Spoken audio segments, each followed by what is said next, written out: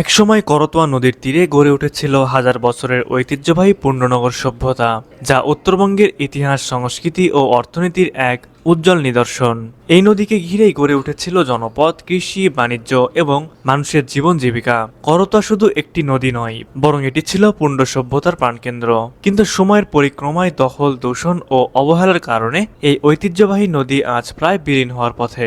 হারিয়ে ফেলেছে তার নাব্যতা, প্রাণচাঞ্চল্য ও ঐতিহাসিক গুরুত্ব। বিগত সরকারগুলোর বারবার করতোয়া নদী খনন ও তীর রক্ষার আশ্বাস দিলেও বাস্তবে তার প্রতিফলন খুব একটা দেখা যায়নি। ফলে নদীটি দিন দিন সংকুচিত হয়েছে, কমেছে পানির প্রবাহ, ব্যাহত হয়েছে কৃষি ও পরিবেশের স্বাভাবিক ভারসাম্য। তবে সাম্প্রতিক সময়ে নতুন করে আশার আলো দেখছে এই অঞ্চল। গত ফেব্রুয়ারিতে বিএনপি সরকার গঠনের পর প্রধানমন্ত্রী তারেক রহমানের উদ্যোগে বগুড়া জেলার করতোয়া, ইছামতি ও গজারিয়া নদী পুনর্খনন এবং তীর সংরক্ষণের একটি বড় প্রকল্প হাতে নিয়েছে। করতোয়া নদী উন্নয়ন সিস্টেম প্রকল্পের আওতায় থাকছে নদী পুনর্খনন, প্রয়োজনীয় ভূমি অধিগ্রহণ, নদী তীর সংরক্ষণ, স্লোপ প্রোটেকশন, বাঁধ নির্মাণ সহ সার্বিক নদী ব্যবস্থাপনা।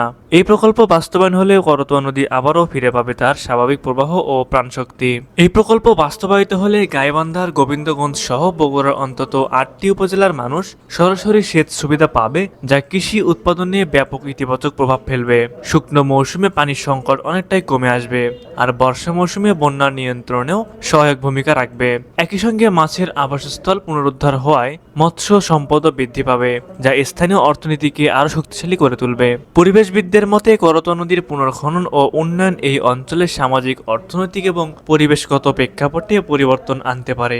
নদীকে কেন্দ্র করে আবারও গড়ে উঠতে পারে পর্যটন, ছোটখাটো বাণিজ্য এবং নতুন কর্মসংস্থানের সুযোগ। এতে করে শুধু পরিবেশ রক্ষা নয়, মানুষের জীবনমানও উন্নয়ন হবে। প্রায় 1122 কোটি টাকা ব্যয়ে প্রস্তাবিত মেগা এই প্রকল্প বাস্তবায়িত হলে করতোয়া নদী ফিরে পাবে তার হারানো রূপ, জৌলুস ও ঐতিহাসিক গুরুত্ব।